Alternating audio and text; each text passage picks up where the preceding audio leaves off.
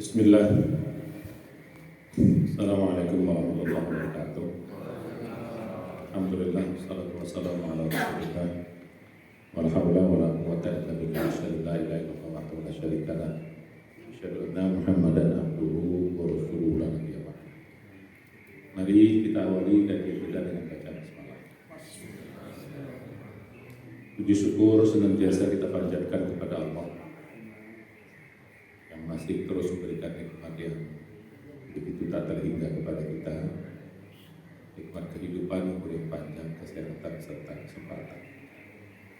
Wabil khusus nikmat iman, nikmat Islam, nikmat ibadah, nikmat menuntut ilmu agama yang di pagi hari ini masih juga Allah anugerahkan kepada kita. Mudah-mudahan kita terus menjaga nikmat iman Islam ibadah ini hingga akhir hayat kita. Mudah-mudahan kita semua nanti dipanggil dalam keadaan husnul khatimah. Amin ya rabbal alamin. Salawat dan salam marilah kita sampaikan kepada junjungan kita semua Nabi besar Muhammad sallallahu alaihi wasallam, dan juga kepada keluarga beliau, para sahabatnya, serta umat yang istiqomah di sunnah beliau hingga hari kiamat. Mudah-mudahan kita bisa istiqomah terus ikuti sunnah Nabi semaksimal yang kita bisa. Mudah-mudahan kita juga mohon ampun atas hal-hal yang belum kita bisa. Mudah-mudahan di kiamat kita bisa mendapat syafaat beliau, masuk dalam surganya Allah. Ya, hari ini kaji kita lanjutkan. Sebagaimana yang saya katakan kemarin, kita mulai masuk kepada, kemarin sebagian saya sudah sampaikan hakikat sholat itu kan ada 3. Satu, hakikat sholat yang pertama adalah sholat itu pertemuan. Jadi hakikat sholat itu yang pertama itu kita bertemu Allah. Jadi bukan sekedar membaca apa yang kita baca, menjalankan rukun dan syarat sholat saja, tapi intinya hakikatnya kita bertemu Allah, ngobrol bahasa kita. Ya, dalam pertemuan itu apa yang diobrolin? Tentu saja ada 2. Yang pertama bersifat pujian-pujian, itulah hakikat yang kedua, yaitu zikir, ingat Allah, menyebut Allah, memuji Allah, mengagungkan Allah. Dalam pertemuan itu lagi-lagi kembali kita kepada hakikat ibadah. Karena ibadah itu bukan untuk manusia, bukan untuk Allah kepentingannya, tapi untuk kita. Kita muji Allah. Emangnya Allah pengen dipuji? Emangnya Allah beruntung untuk dipuji? Tidak. Yang beruntung memuji Allah itu adalah kita yang memujinya. Emangnya Allah bangga dipuji-puji? Enggak. Ya, jadi yang beruntung itu kita. Nanti kita masuk yang kemarin itu sudah pada hakikat yang kedua. Yang ketiga, hakikat sholat itu adalah minta, menyampaikan proposal, menyampaikan kebutuhan kita apa, baik yang formal maupun yang non formal. Ya, yang formal itu berarti yang sudah diatur oleh Allah melalui Rasulnya, kayak gini. Minimal itulah yang kita minta, minimal. Apa yang diminta minimal? Ihdinas siratal mustaqim. Itu minimal yang diminta, yang utama. Karena kalau sudah dapat itu, dapat semuanya. Ya, kalau sudah dapat ihdinas siratal mustaqim, dapat semuanya. Kalau sudah kita ditunjukkan jalan yang lurus, maka dapat semua nikmat yang lain. Semua yang nikmat yang lain itu akan ngikut. Makanya dibilang siratal ladzina an'amta 'alaihim. Ya. Begitu kita sudah hidayah jalan yang lurus itu, jalan lurus itu jalan orang-orang yang sebelumnya sudah mendapat nikmat. An'amta 'alaihim. Jadi kalau sudah dapat hidayah dari Allah, sudah ditunjuk kita di jalan itu, maka semua nikmat yang lain akan dapat. Nikmat dunia, nikmat akhirat, nikmat macam-macam. Nikmat sehat, rezeki, semuanya akan dapat. Makanya alladzi siratal ladzina an'amta 'alaihim. Apalagi yang diminta, ya ghairil maghdubi 'alaihim. Agar kita dijauhkan dari jalan yang Allah murkai, jalan-jalan yang akan menyesatkan kita, merusak kita, dan juga jalan orang-orang yang sesat. Waladhdallin. Jadi itulah yang kita minta, itu yang wajib yang kita minta. Nah, di samping itu ada lagi permintaan-permintaan yang Allah juga kasih sama kita untuk kita sampaikan. Walaupun tidak wajib, tapi walaupun sunat, tapi itu bagus sekali untuk kita mintakan kepada Allah. Itu apa? Dalam duduk di antara dua sujud. Rabbighfirli, hamni, wajburni, warfa'ni, warzuqni, wahdini, wa'afini. Ini permintaan-permintaan, proposal-proposal yang minimalis, yang nanti kita ajukan kepada Allah Subhanahu wa taala. Nah, jadi gitu. Nah, itu yang minimalis. Selainnya ya kalau mau tambah ya boleh, silakan aja. Dalam sujud mau nambah proposal yang lain silakan, dikasih waktu, dikasih kesempatan. Kapan? Waktu sujud. Atau kalau dalam sholat subuh bagi sahabat-sahabat yang bermazhab Syafi'i ada di dalam kunut.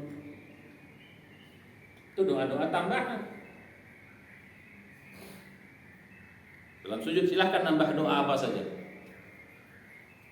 Kalau ya dalam berjamaah ya sesuai dengan kesempatannya lah. Kalau imamnya sujudnya enggak lama ya jangan pula kita lama-lama.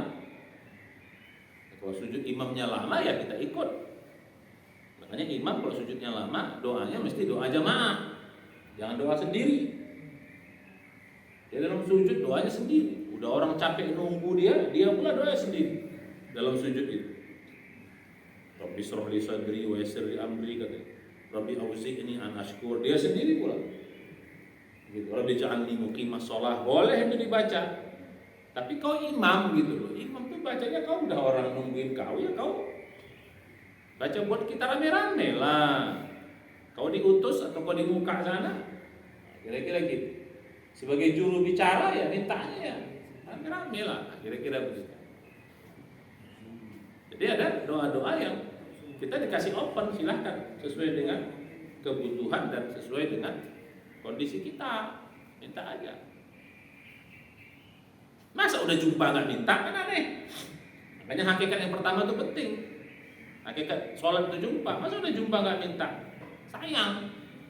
Udah jumpa sama yang maha kuasa, maha pencipta, maha segala-galanya, kok nggak minta? Kan aneh gitu.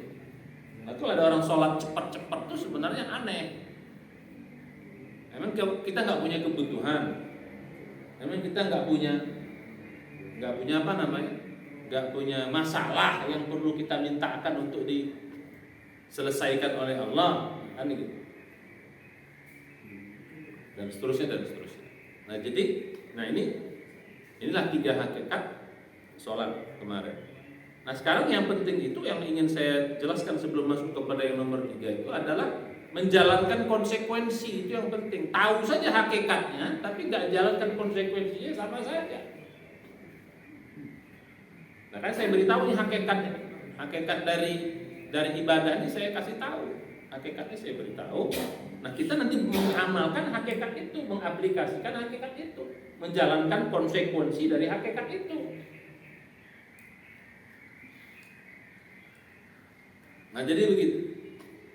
Contoh seperti ya, bahwa hakikat zikir itu apa? Memuji. Nah hakikat memuji itu apa? Nah jalanin konsekuensinya. Kan tadi saya bilang, yang beruntung.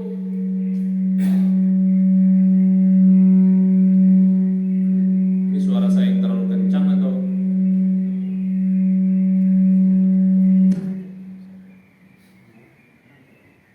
Tahu udah jauh juga begini. Ya. Nah jadi yang beruntung itu siapa? Bisa diperbaiki dan perasaan nggak tamat ini nggak selesai urusan apa nih speakernya nih, sound systemnya Udah mati tak? udah mati sekarang bikin lagi ya apa posisi speakernya harus digeser 90 derajat. Gini, ini bukan 90 Pak. 90 itu gini, pada begitu. Nah ini. Oke, kalau begitu begini. Mudah-mudahan. Ya jadi begitu. Nah jadi kalau kita sudah menjalankan agak gaul juga ya. Jadi kalau kita sudah tahu, ya jalankan konsekuensinya. Karena yang beruntung itu kan nanti kita. Kalau hanya semata-mata memuji saja, ya, memuji saja, tapi kita tidak menjalankan konsekuensinya, itu seolah-olah yang untung Allah, seolah-olah. Seolah-olah yang untung kan Allah. Gaung lagi Pak. Ya jadi gitu. Ketika kita mengatakan Allahu Akbar, kalau hanya semata-mata memuji, itu kan seolah-olah yang untung kan Allah. Kan kita muji Allah. Seolah-olah bangga dengan kita bilang, oh ya Allah, kau maha besar loh. Kan seolah-olah Allah itu bangga. Enggak loh. Makanya biar yang beruntung itu kita, yang mengambil manfaat dari memuji itu kita, maka kita harus mengamalkannya. Nah gitu, paham maksudnya? Paham nggak? Kalau cuma berhenti hanya sekedar memuji, Allahu Akbar, Subhanallah, Alhamdulillah, wala ilaha, itu kan pujian semua.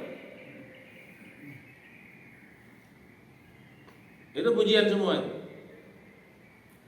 Ya, Subhana Rabbil Azim, Subhana Rabbil A'la. Dengung terus ya, apa nih? Terus jauh gini harusnya gitu. Ya. Jadi gitu. Nah, jadi Subhana Rabbil A'la, Subhana Rabbil Azim.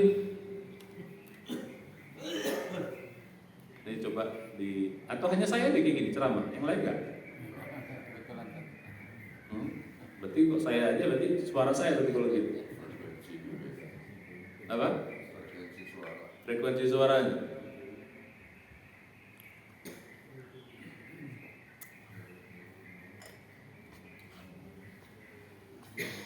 Jadi kalau cuma sebatas memuji doang, itu nggak ada bedanya kita seperti nanti memuji orang lain. Nggak ada bedanya. Kau hebat, kau mantap, nggak ada bedanya. Karena hanya sebatas pujian. Tapi begitu kita menjalankan konsekuensi dari pujian itu, nah yang untung kita, nah di situ baru manfaat yang kita dapatkan. Begitu kita bilang Allahu Akbar, kita masukkan ke dalam jiwa kita, terus kita amalkan. Ketika kita bilang Allahu Akbar, itu apa hakikatnya? Hakikatnya kan selain Allah itu kecil. Sampai di situ belum cukup. Apa konsekuensinya ketika kita bilang Allahu Akbar selain Allah itu kecil? Berarti konsekuensinya ya kita nggak takut sama yang lain. Nah, begitu maksudnya. Begitu kita tidak takut sama yang lain, tidak bergantung sama yang lain, nah baru ada untungnya sama kita.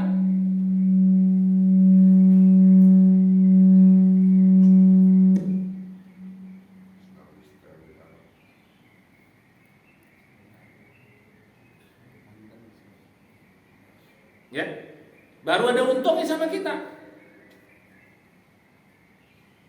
Apa untungnya? Ya kita jadi terlepas dari, tidak bergantung dari yang lain, gak ada masalah. Sebesar apapun masalah kita, kecilnya itu. Masalah bisnis, masalah keluarga, masalah ini, masalah politik, ya kecilnya semua itu. Yang besar itu Allah. Jadi kita jadi lebih free, hidup kita jadi bebas terhadap dunia ini, karena dunia ini kecil.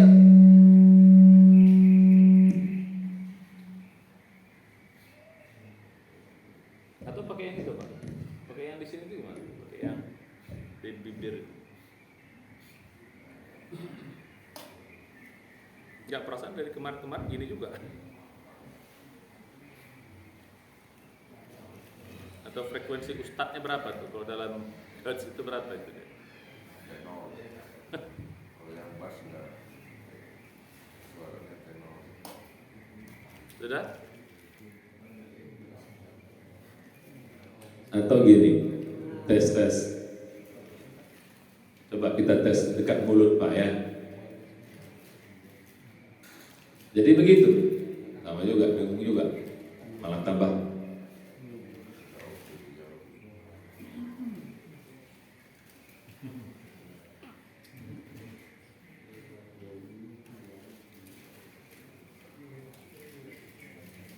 Atau yang wireless ada nggak? Yang pakai mic tadi Ustaz itu pakai apa? Ayo coba itu apa? Begini mulut. Kabelnya di mana? Oh, kabelnya dari pokok kemari ya? Oke. Atau gini. Tes. Atau nyamping gini. Ya. Oke, lumayan juga. Yo, jadi harus dari samping deh, jangan gini. Kalau gini, top. Ya, jadi gitu Pak. Jadi begitu kita menjalankan konsekuensinya, baru yang beruntung siapa? Yang mendapat manfaat siapa? Kita, nah gitu. Nah selama ini kita kan enggak. Berhenti sampai memuji saja, memuji Allah saja. Memuji Allah saja sampai. Nah begitu kita katakan Allahu Akbar, konsekuensinya kita jalani, yang untung nanti kita. Ya kita gak akan, beratnya dunia ini, capeknya kita hidup di dunia ini, kita rasa beban yang menimpa kita, yang kita hadapi, masalah-masalah itu. Kenapa kita capek? Karena kita menganggap dia itu besar, menganggap dia itu penting, menganggap dia itu everything. Itu yang bikin kita jadi berat. Padahal kita sudah bilang Allahu Akbar. Harusnya kan enggak dong. Begitu kita bilang Allahu Akbar, hakikat yang lain kecil, jalankan konsekuensinya. Berarti seluruh masalah hidupmu, seluruh kesulitanmu, seluruh bebanmu, itu semua itu kecil, woi. Wahai hamba-hambaku, yang besar itu aku, kata Allah. Nah, jadi gitu. Makanya panggilan pertama, walaupun azan itu hakikatnya panggilan, dimulai dari Allahu Akbar.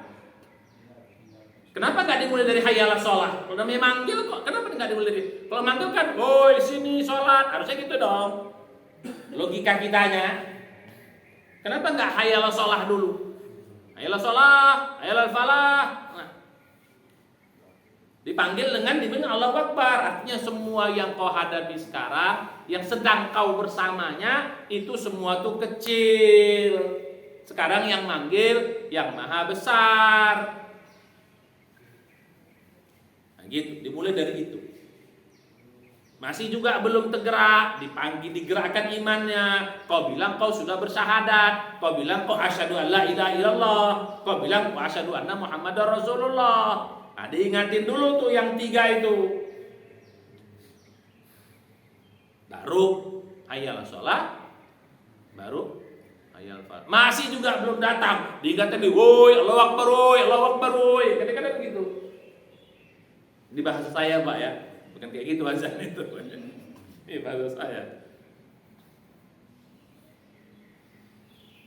Nah baru terakhir diingatkan dengan la ilaha. Kalau dalam bahasa konsekuensi itu udah itu lah itu bahasa talqin tuh di ujung tuh.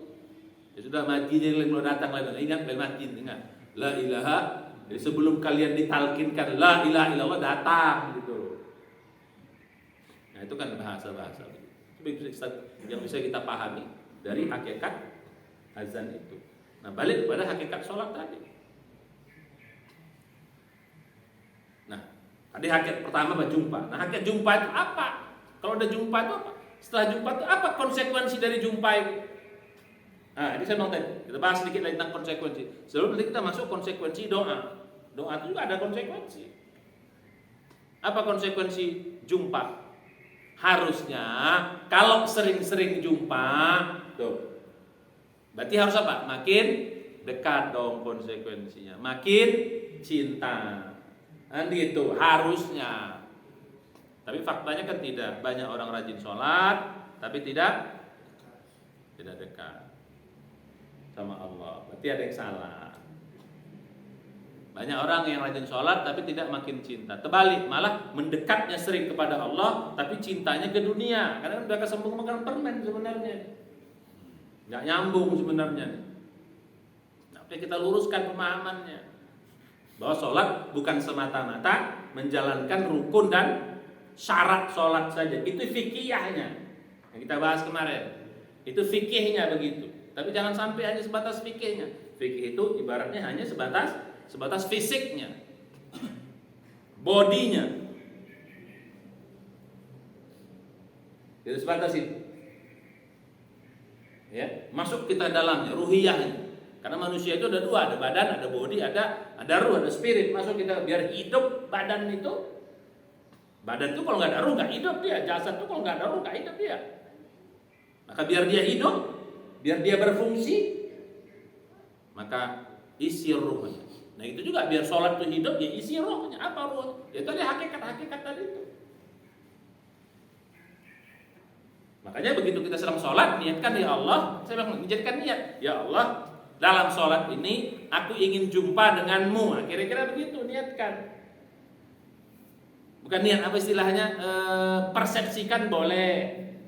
Apalagi itu istilahnya, tanamkan sebagai jadi motivasi. Ya Allah, aku jumpa engkau. Maka dalam niat itu, ya Allah, aku ingin jumpa denganmu dalam sholatku ini untuk bersyukur kepadamu. Ingat nggak pelajaran kita sholat khusyuk yang dulu itu? Dulu banget tuh pelajaran sholat khusyuk yang saya ajari. Ya Allah, aku ingin berjumpa denganmu dalam sholatku ini untuk apa? Untuk bersyukur kepadamu. Untuk apa? Untuk memohon kepadamu, menyampaikan kebutuhan-kebutuhanku, keinginan-keinginanku, harapan-harapanku. Nah, jadi gitu. Jadi kalau begitu niatnya jumpa, makanya harusnya perjumpaan itu bermakna, biar dia membekas. Sama kayak suami istri. Ini perumpamaan, sering jumpa, sering ngobrol, sering ketemu, tapi nggak terjadi ikatan hati. Tidak muncul yang kata orang Jawa aja, weting trisno jalaran soko kulino. Betul nggak itu bahasanya? Apa? Yang orang Jawa ini, ini orang Medan, orang Sumatera, betul nggak? Apa? Fasih ucapannya itu. Weting trisno jalaran soko kulino. Udah paten, kata Bang Caca udah paten. Abang Caca bukan orang Jawa, jadi jangan menilai orang Jawa di depan ini. Yang harus menilainya sama orang Medan kita, Bang. Ya jadi begitu. Ya harusnya begitu. Tapi kalau ternyata tidak muncul kedekatan, padahal sering ketemu, yang ujungnya tidak muncul rasa cinta, berarti ada yang something wrong dalam pertemuan itu. Nah inilah yang perlu kita perbaiki. Tuh udah kita belajar hakikat. Oh perbaiki. Masa sudah setua ini, sudah 25 tahun, 30 tahun, 40 tahun, 50 tahun ngobrol sama Allah. Nah, bahasa gitu. Ya, macam kita lah suami istri. Kok sudah sekian tahun ini bersama kan harusnya udah matching, udah lain kan. Geraknya itu harusnya begitu. Walaupun ada yang berlebihan seperti Al-Khalaj, seperti Syekh Siti Jenar bersatu, itu yang enggak halal. Ini bukan manusia. Kita tidak boleh kita bikin Allah itu seperti manusia kan gitu. Ya, bersatunya kita sama istri kan berbeda, kita bersatunya sama Allah atau bertemunya dengan Allah itu yang berbeda. Nizak yang berbeda. Jadi kalau kita satukan fisik kita seperti sama, iya hancur badan kita, nggak ada yang bisa dekat dengan Allah. Antara Allah dengan makhluknya saja itu dibatas dengan puluhan ribu lapisan-lapisan cahaya. Ya. Kalau Allah nggak batasi, hancur dunianya, Pak. Jadi gitu. Ada masanya Allah kasih itu kapan ketika kau nanti di surga. Ya bukan Allah nggak mau bikin begitu, tapi itulah sunnah. Bukan Allah tak mampu, ada mas. Kapan ketika kau nanti di surga? Boleh jumpa. Kalau udah di surga, kalau di neraka nggak jumpa juga. Yang jumpa malaikat Jabaniyah nanti. Balik pada yang tadi. Nah, jadi jalankan konsekuensinya. Ya, jadi gitu. Konsekuensi ketemu apa? Ya. Harusnya makin dekat, akhirnya makin cinta. Nah, balik kepada yang kedua kemarin. Nah, sekarang konsekuensi dari apa tadi? Dari zikir. Zikir itu memuji. Makanya masukkan kalimat pujian itu ke dalam jiwa kita. Biar ada, biar dia terrefleksi dalam kehidupan. Begitu dia terrefleksi, baru ada manfaatnya, Pak. Kalau enggak ada manfaatnya atau kurang manfaatnya. Itu sama terjadi dalam diri kita. Kita bilang Allahu Akbar sebatas memuji, kita nggak dapat manfaatnya. Kita bilang Allahu Akbar tapi hidup pasti terasa berat. Kita bilang Allahu Akbar tapi masalah sering bikin kita pusing. Kita bilang Allahu Akbar tapi rasanya aduh. Baru suami kawin lagi, udah stres banget. Beker. Itu Allahu Akbar gimana kayak gitu? Katanya Allahu Akbar. Bu, mana?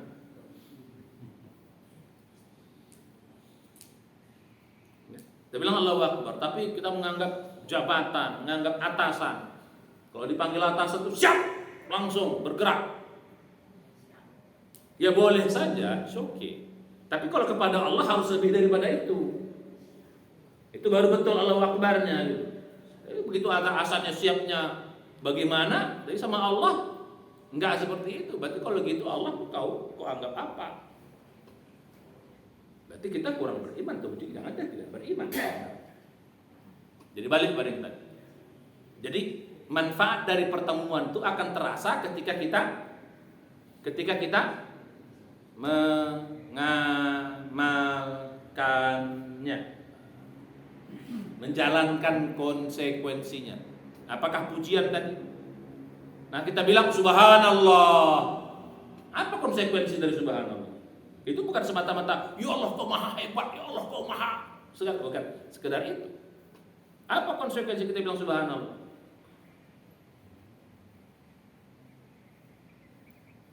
Kalau Allah maha segala-galanya, berarti prasangka baik konsekuensinya.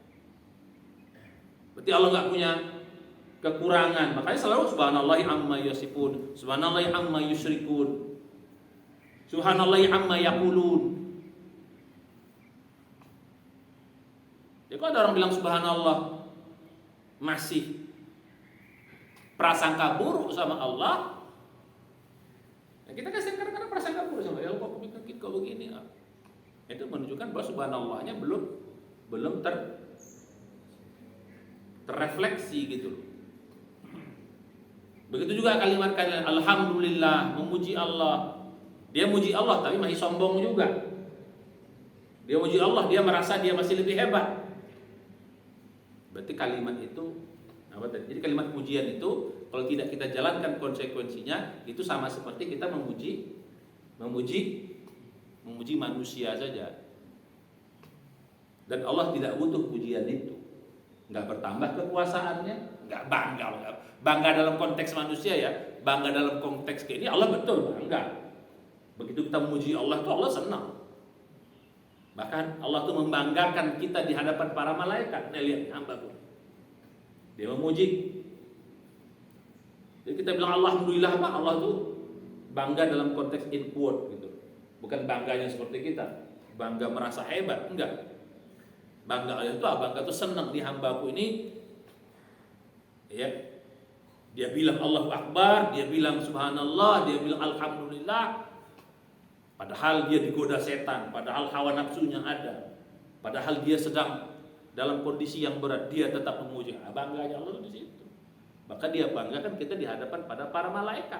Kalian pantas kalian memuji aku, pantas kalian menyembah aku. Kenapa? Kalian nggak punya hawa nafsu. Kalian jumpa sama aku, kalian nengok aku, kira-kira begitu. Ya pantas mereka yang tidak pernah bertemu aku, yang nggak pernah jumpa dalam konteks melihat secara fisik, tapi mereka tetap menyembah, memuji, mengagungkan. Nah itu di situ bangganya di situ. Padahal ketika Ku ciptakan kalian bilang apa? Kalian bilang apa?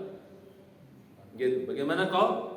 Ya Allah, kita dalam Allah, qala rabbuka lil malaikati ij'al fil ardi qalu ataj'alu fiha ma yufsidu fiha. Yang kalian bilang bikin kerusakan tuh nih sekarang mereka sujud rukuk sujud. Watasfikut dima yang bilang, wasfikut dima, mereka merusak menumpahkan darah, ternyata ini mereka rukuk sujud memuji amal soleh. Itu Di situ senang dan bangganya Allah. Bukan seperti senang bangganya kita manusia. Jadi balik tadi.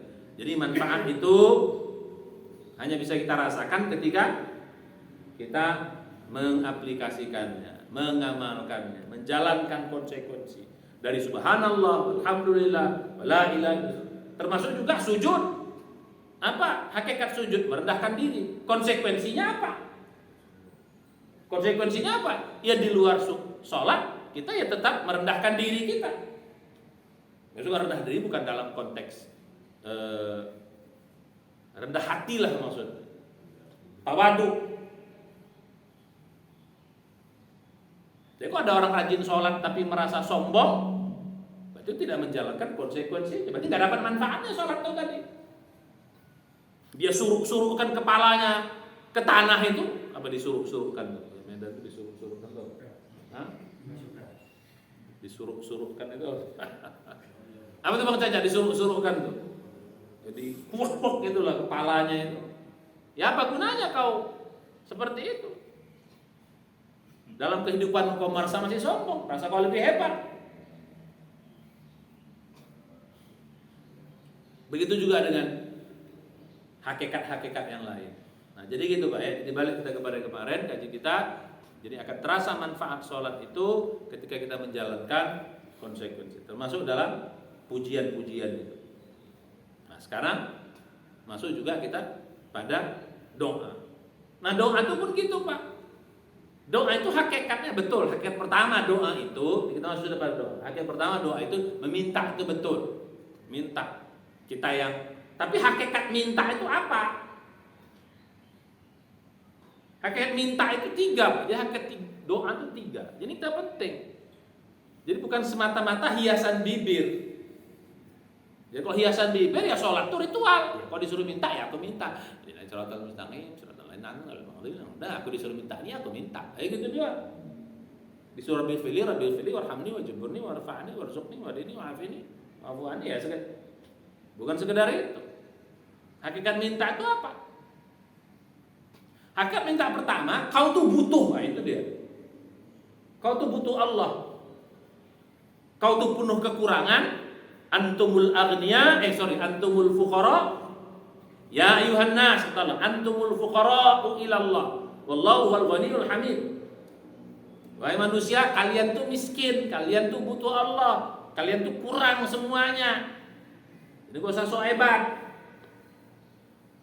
Jadi hakikat pertama doa itu kita tuh butuh Allah, kita tuh banyak kekurangan, kita ini banyak kelemahan. Kita butuh Allah yang maha segala-galanya. Makanya itu dimulai dari Allahu Akbar supaya menafikan yang lain itu. Dimulai dari Allahu Akbar semuanya. Allah yang maha besar. Dimulai dari subhanallah, subhana rabbil a'la, subhana rabbil azim di dalam sholat itu. Nah, jadi ketika ada orang minta sama Allah dia nggak butuh, nah ini makanya mintanya jadi asal-asalan. Beda Pak. Kalau kita silahkan kita minta sama orang, kita nggak butuh sama orang itu kira-kira mintanya gimana? Atau kita merasa nggak kurang gitu? Atau kita merasa nggak butuh gitu? Coba minta sama orang itu kira-kira gimana? Bukan dari sisi kitanya gitu, dari sisi kitanya. Pasti nggak serius. Dari sisi kitanya, pasti nggak serius. Soalnya nggak serius lah, ya. Orang dia nggak butuh. Kau minta sama Allah, tapi kau merasa cukup dengan hartamu, cukup dengan kekuasaan, cukup dengan ini, cukup ini. Makanya kadang-kadang, bukan kadang-kadang itu kebanyakan manusia gitu. Kita juga gitu. Kok lagi susah, pasti sholatnya khusyuk. Kenapa? Kalau lagi susah banyak masalah, pasti sholatnya terasa khusyuk. Kenapa? Ya karena diharapkan, butuh banget kita. Iya. Tapi kalau merasa cukup semuanya, harta punya, semua baik-baik aja, everything is okay. Ya mungkin kita sholatnya ya mungkin secepat itulah, karena merasa nggak butuh sama Allah Subhanahu wa taala. Nah jadi gitu. Jadi hakikat doa yang pertama itu kita tuh butuh tuh artinya kau tuh kurang, kita tuh kurang, banyak kelemahan, banyak kurang, banyak ini macam semua. Sementara Allah yang pemilik segala-galanya. Makanya konsekuensinya nanti ketika orang butuh tuh pasti mintanya serius. Konsekuensinya orang butuh tuh pasti dia sangat mengharapkan.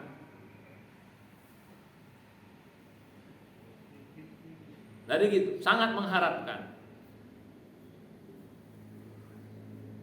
Nah, balik kepada ini hakikat doa yang pertama. Jadi bukan semata-mata Pak, minta. Beda, bukan semata-mata minta. Kalau semata-mata minta itu tadi. Ya, ketika dia nggak butuh ya mintanya ya formalitas. Mintanya ya salah-salah. Tapi ketika dia butuh, makanya dalam sholat itu kita, nah makanya dalam sholat itu yang diminta dalam sholat itu kan banyak Pak. Banyak hal yang memang kita nggak mampu semuanya itu. Ihdinas siratal mustaqim itu kan di luar kemampuan kita. Makanya itu kita minta. Ihdinas siratal mustaqim itu di luar kemampuan kita. Biar kau kiai, biar kau ulama, biar kau syekh, biar kau nabi pun, nah, begitu. Kira-kira. Gak bisa kau selamat dari siratal mustaqim itu kalau nggak dijaga oleh Allah Subhanahu wa taala.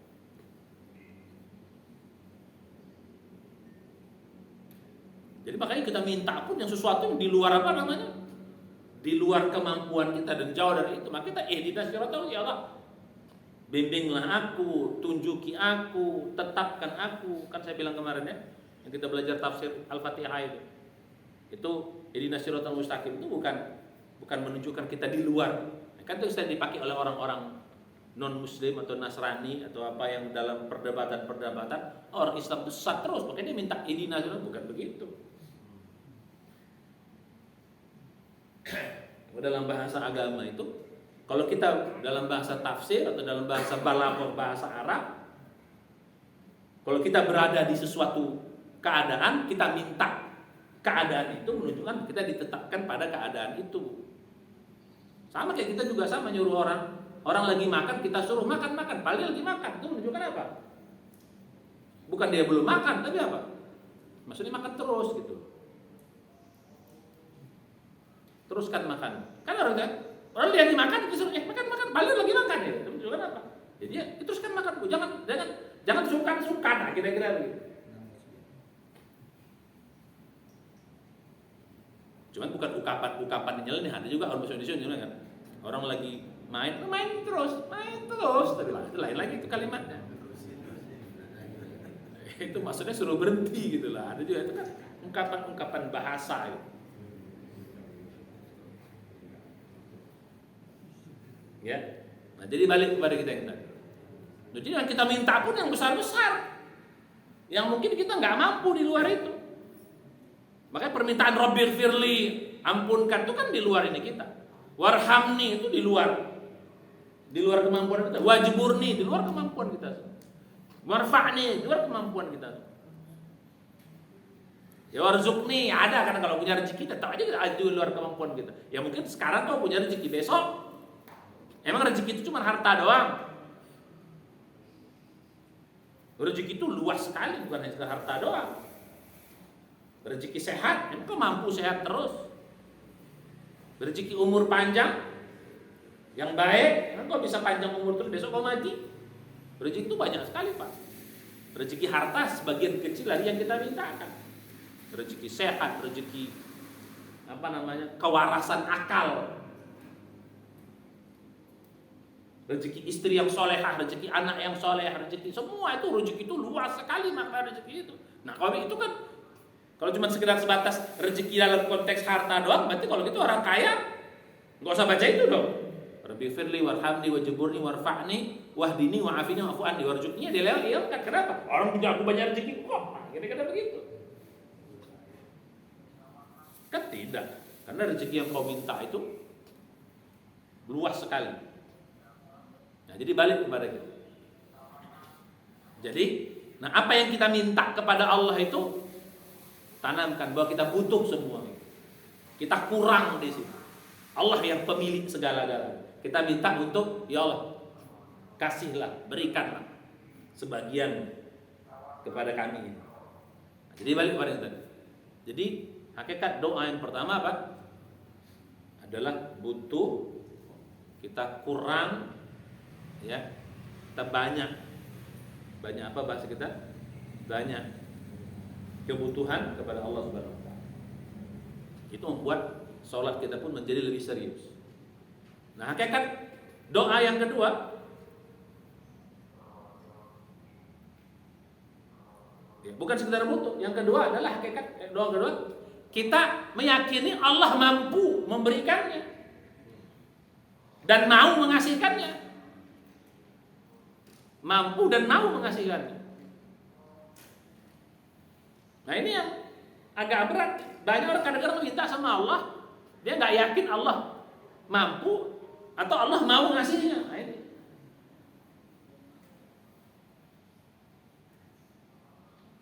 Akhirnya banyak orang berdoa, tapi apa yang dia beda jangan sembung makan permen juga.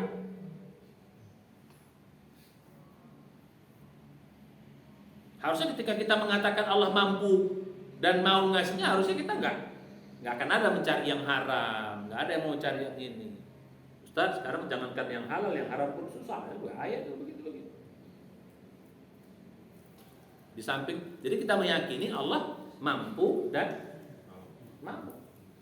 mampu udah pastilah kan Allah segala. Karena begitu. Jadi banyak orang kadang-kadang dia berdoa tapi perasaannya murah. Apa iya Allah kabulkan? Kalau gitu ngapain kau minta?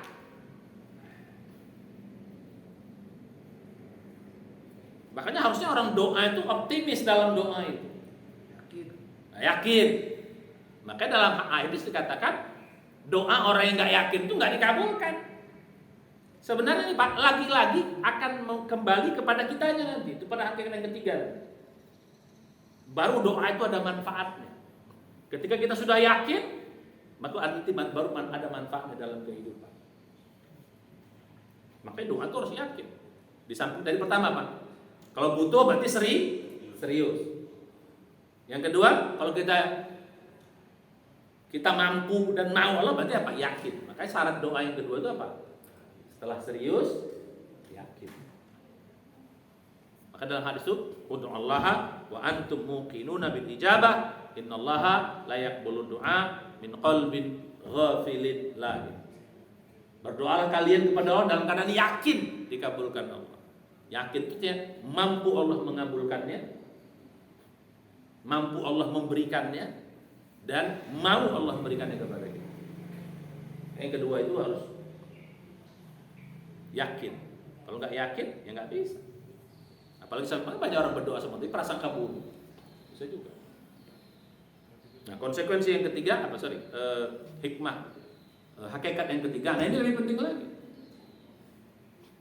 Begitu kita berdoa kepada Allah, kita sudah yakin. Ya, saya bilang tadi yang ketiga itu, kita ini kan bukan sekedar hamba Allah, tapi kita juga khalifah gitu loh.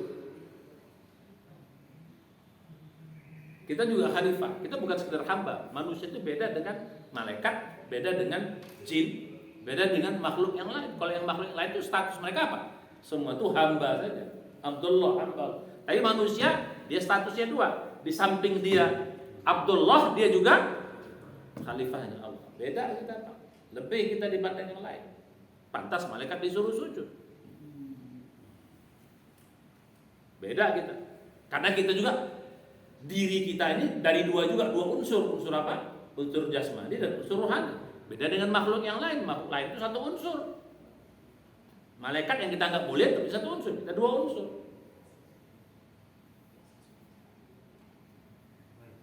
Nah, konsekuensi apa namanya? Hakikat doa yang ketiga ini penting. Kalau kita minta sama Allah, bukan semata-mata minta, tapi kita juga menjalankan apa bahasa kita?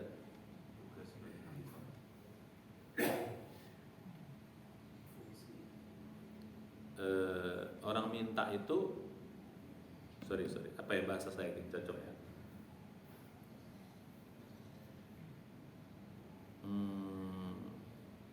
Buat boleh kita katakan ibadah lah, boleh lah. Boleh jadi ibadah, dia lebih simpel. Jadi doa itu ya hakikatnya ya jadi ibadah kita. Ibadah kita kepada Allah Subhanahu wa taala. Artinya apa? Artinya apa? Dikabul nggak dikabul, kau tuh udah berpahala. Nah kira-kira begitu. Paham nggak maksudnya, Pak? Nah kita kan kadang-kadang kan karena merasa doa itu minta, jadi seolah menuntut. Kalau belum dikabul, kalau belum dikasih, kita kecewa. Makanya hakikat yang ketiga dari minta itu bisa simpelkan dia itu ibadah gitu. Ibadah itu apa sih bahasa kita? Ya semacam pengabdian. Intinya apa? Intinya kalau Allah udah terima, itu udah cukup gitu. Perkara nanti Allah kasih dalam bentuk yang lain itu urusan lain. Nah, kira-kira begitu maksudnya. Ya, saya cari bahasa yang lebih sederhana. Makanya banyak orang kan begitu, berhenti berdoa gara-gara merasa tidak kabul. Merasa tidak dikabulkan. Maka dalam bahasa agama Pak, kata-kata dalam Al-Quran terutama hadis, kata-kata mendengar itu identik dengan kata-kata mengabulkan. Misalnya, sesungguhnya Allah mendengar doa. Sami'ud doa artinya apa? Ini kita belajar. Innaka sami'ud doa. Ya Allah, Engkau maha mendengar doa. Pertanyaan kita kan kenapa disebut maha mendengar doa? Emangnya Allah tidak mendengar? Suara apapun di mana aja Allah dengar kok. Kenapa ada kata-kata sesungguhnya Engkau maha mendengar doa? Coba. Selamanya apa kita paham tentang Allah maha mendengar doa?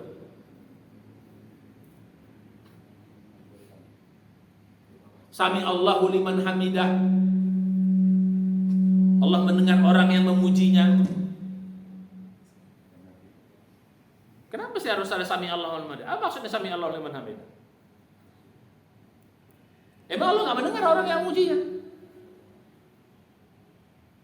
Jadi kata-kata mendengar itu identik dengan kata-kata mengabulkan. Jadi Allah bukan sekedar mendengar doang, tapi mengabul. Berarti kalau sudah dengar pasti dikabulin, kira-kira begitu.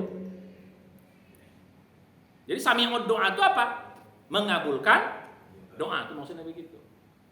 Kan mendengar Allah mau mendengar apa saja kok, jangankan doa apa. Jadi dengar Allah. Kenapa saya bilang innaka sami'ud doa? Kenapa? Engkau maha mengabulkan doa. Itu maksudnya begitu. Innaka sami'ud doa itu sebenarnya innaka mujibud doa. Engkau mengabulkan doa. Bahkan kalau dalam soal kita kan innaka sami'un qaribun. Baru kan kita innaka sami'un qaribun mujibud da'wah. Kan gitu. Mendengar, dekat, mengabulkan. Itu satu paket. Jadi begitu kita niatkan ibadah, ya Allah sudah itu otomatis ketika kau karena itu ibadah, kau ikhlas otomatis langsung apa? Dikabulkan udah.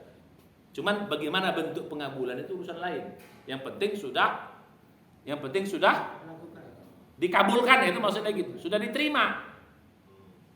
Nah, kata-kata qabul pun, nah ini juga suka salah kita. Kenapa dibilang qabul? Jadi kata-kata ujibu, qabul, sami itu satu paket, Pak.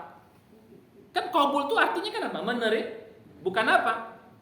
Kalau secara letterleknya, qabul itu artinya apa? Menerima. Bukan apa? Bukan memberi. Itu letterleknya. Allah mengabulkan doa. Betul kalau itu apa? Kalau bahasa terakhir kan Allah menerima kan? Artinya apa? Kalau udah terima pasti dikasih, ya, itu maksudnya gitu. Kan kita bilang ya Allah kabulkan doaku. Ya Allah Maha Pengabul kok dalam konteks bahasa kitanya.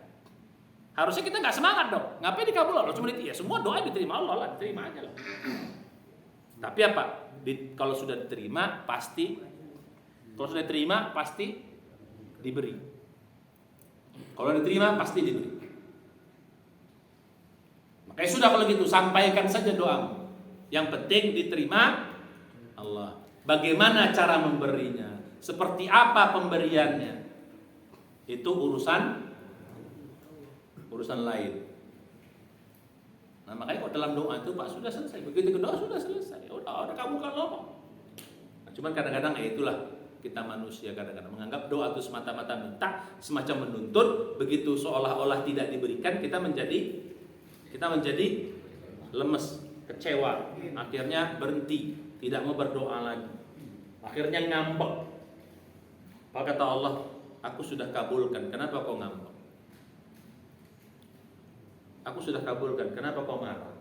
Aku sudah kabulkan, kenapa kau kecewa?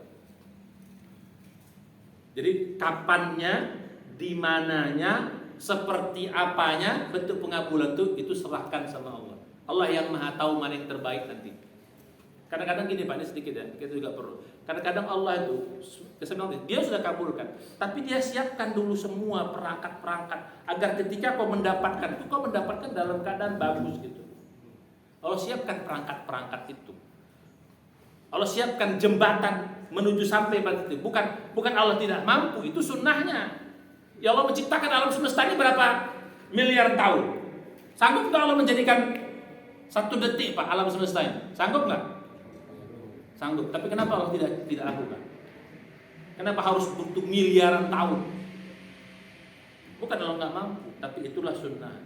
Aku saja yang maha kuasa, maha mampu, butuh proses sabar, apalagi kalian kan gitu. Kira-kira bahasanya gitu.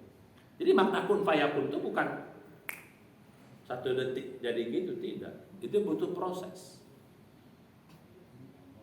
Makhluk itu yang butuh proses, Allahnya tidak. Tapi karena Allah ingin mengajarkan makhluknya, dikasih tahunya sama kita.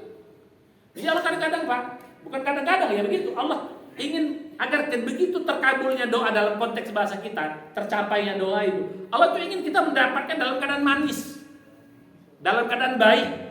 Makanya kita minta Rabbana atina fid dunya hasanah, dalam keadaan hasanah kita dapatkan. Bisa jadi kalau dalam keadaan langsung otomatis itu menjadi nggak baik nanti. Barang itu nggak bagus. Sesuatu yang kau minta itu nggak bagus kalau sekarang ku kasih. Jadi Allah bikin jembatan dulu, tapi jembatan tuh nggak nampak. Invisible bridge istilahnya.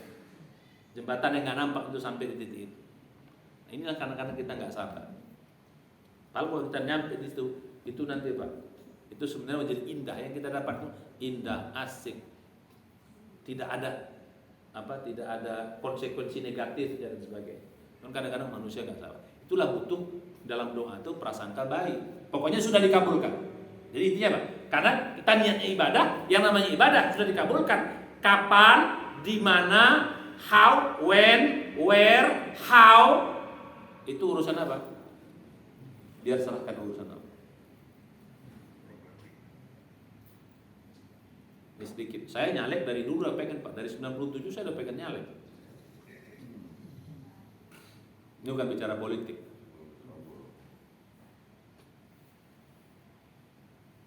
Tapi terkabul nyaleknya baru sekarang. Berapa? 97 sampai sekarang berapa tahun? 26 tahun. Sekarang baru nyalek, benar-benar nyalek. Ya sabar saja, tunggu aja jalan. Mungkin kalau dulu saya masih muda nyalek, mungkin saya akan memaksakan diri macam-macam. Akhirnya serba sulit semua. Sekarang enggak. Ya, semua terasa mudah. Mau nomor 1 bisa saya, orang saya penguasa di situ kira-kira begitu. Kalau saya bingung-bingung mau nomor berapa.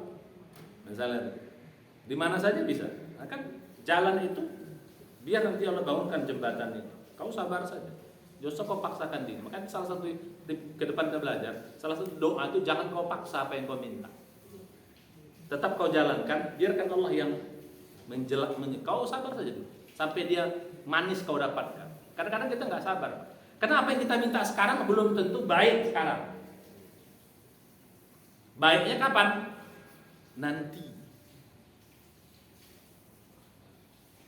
Jadi gitu, baiknya bukan sekarang, ya jadi nanti. Atau jangan-jangan nggak baik sama sekali yang kau minta. Makanya Allah jauhkan kau dari apa yang kau minta. Jangan-jangan nggak baik apa yang kau, makanya serahkan sama Allah. Biar Allah yang bangunkan jembatan. Kalau Allah tidak akan bangunkan jembatan itu, nggak usah kau apa namanya, nggak usah kau protes. Allah pasti kasih yang lebih baik daripada diri. Jadi saya bilang dari 97 Pak. Dulu saya 27 sudah mau masuk salah satu partai yang ada pada zaman itu kan, sudah Pak Harto. Udah dekat-dekat pengen mau jadi ikut kampanye, 97 saya udah ikut kampanye. Tapi Allah jauhkan. Ya sabar saja. Nah, sekarang baru bisa. Ya sekarang ya sudah lengkap semua fasilitas yang Allah siapkan. Baik fasilitas partainya, ya walaupun artinya belum tentu, tapi minimal kau bisa berimprovisasi di sini. Nah jadi kira-kira begitu. Nah sampai lepas polisi sekarang nggak usah capek-capek lagi, udah banyak, pasukan sudah banyak, ini sudah banyak, fasilitas. Itulah saya bilang jembatan. Mudah-mudahan diberkahi. Kalaupun tidak ya mungkin hanya sampai di sini. Kita prasangka baik semua. Nah jadi apa tadi? Yang kita minta itu belum tentu baik. Yang kedua, kalaupun baik belum tentu saat itu, saat ini. Bisa jadi baiknya nanti. Yang ketiga, bisa jadi baik, tapi baiknya bukan dalam bentuk itu. Mungkin dalam bentuk substitusinya. Jadi dalam substitusinya. Makanya Allah jauhkan kita jangan di situ, dikasih yang lain. Gak dapat mobil, ya mungkin dikasih motor, mungkin bagusnya motor. Gak dapat motor, mungkin sepeda, mungkin bagusnya sepeda, biar kau sehat, biar kau ngegoes terus kan gitu. Mobil nanti malah macam-macam. Nah itu kita bahas pada kesempatan yang akan datang. Ya, jadi nanti dalam doa itu jangan apa? Jangan memaksa. Apakah memaksa waktu? Apakah memaksa bentuk? Ya bentuknya, atau memaksa di mananya. Jadi mungkin sekarang mungkin di mananya, mungkin di sini nggak bagus, di tempat lain dia jadi bagus. Itu insya Allah kita bahas pada kesempatan yang akan datang. Amin ya rabbal alamin. Silakan. Assalamualaikum warahmatullahi wabarakatuh. Silakan. Semua sudah ditakdirkan oleh Allah. Kenapa kita masih perlu meminta? Ini pertanyaan.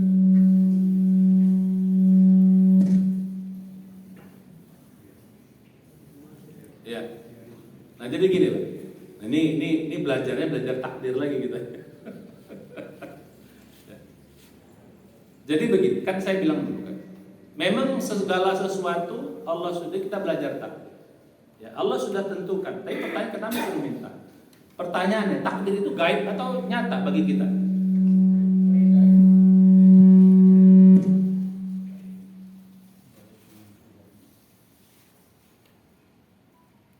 Bagi kita nyata. Bagi Allah nyata, bagi kita gaib. Ya, bagi kita gaib, bagi Allah nyata. Ini dua hal yang kadang-kadang kita Pak suka mencampurkan urusan kita dengan urusan Allah. Paham? Urusan menentukan takdir urusan siapa? Urusan mengetahui takdir urusan siapa? Sudah. Itu serahkan urusan Allah, bukan urusan kamu. Urusan kamu disuruh ngapain? Berdoa, kau suruh berdoa. Kok bisa begitu? Kau nggak nyampe ilmumu. Makanya Allah sudah urusan takdir suruh kan? Innallaha 'alallah yasir, inna dzalika 'alallahi yasir gitu. Bagi Allah itu mudah takdir itu. Menjalankan takdir itu bagi Allah itu mudah. Maksudnya apa? Bagi kamu sulit rencana.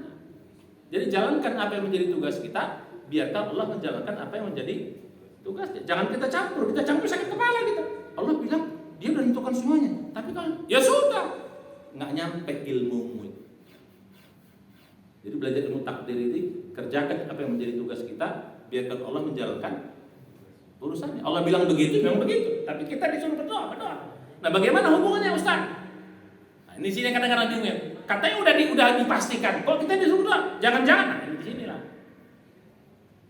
Inilah yang saya bilang kemarin, takdir ada dua, takdir ikhtiyari, takdir ijbari. Yang dituntut Allah itu apa? Takdir ikhtiyari. Itulah yang dituntut. Sama kayak begini. Dosen. Kita nggak lulus ujian. Ini dosen bikin, kebetulan bapak ini dosen bikin ujian. Sudah. Ini murid sibuk mikirin bagaimana dosen bikin ujian. Ini perumpamaan. Jadi begitu dapat kertas ujian, ini gimana Pak Yuli dibikin ujian? Begini. Gimana kalau bisa begini ujian? Terus dipikirin. Terus waktu selesai.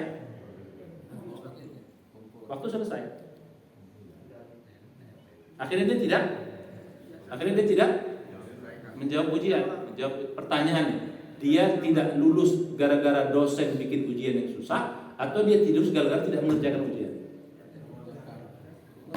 Nah begitulah kita.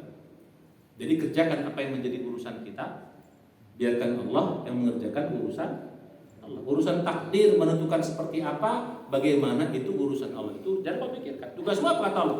Kau berdoa, kau berusaha sebatas yang kau mampu. Kalau yang tidak mampu, kau serahkan sama Allah.